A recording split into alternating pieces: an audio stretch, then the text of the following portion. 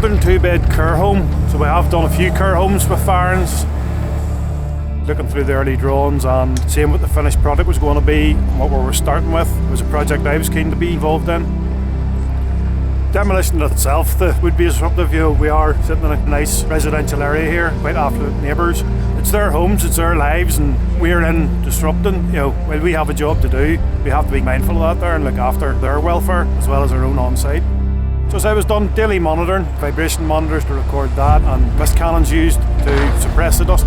As a site team, I want to be able to chat with the neighbours and let them know what's going on, what's the next stages of the project, and highlighting any disruptive works that are going to be going on.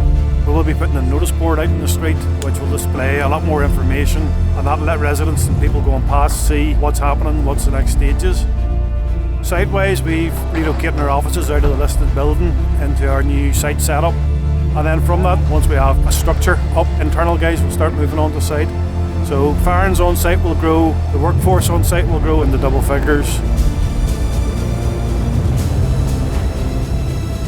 Next stage now, with sort of demolitions finished off, we're now moving into the construction phase, more interesting stage where we'll start to see finished article and start seeing a finished footprint of the building.